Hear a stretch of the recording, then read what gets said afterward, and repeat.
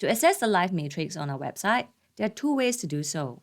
You can either scroll further down to the live matrix shortcut, where you can simply enter the code of the warrant and view its live matrix here. So for example, you can see it update immediately to this warrant that you're keen on, or you can go to the Warrant Tools drop-down and point into the live matrix page, where you get a longer view of the live matrix. In this case, for this DBS warrant, i.e. SW, we can see that the warrant is currently quoted at 7.9 cents on the bid and 8 cents on the offer. This would correspond to DBS's shares bidding at 36.43 as well as a 36.44 offer.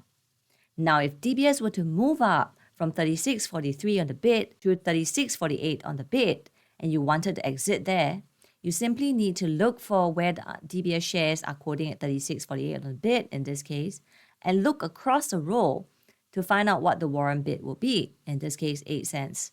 This means you need only to key in 8 cents on your brokerage trading platform to exit from this warrant, i.e. SW. Do note that if the stock went in the opposite direction, then the losses will likewise be magnified.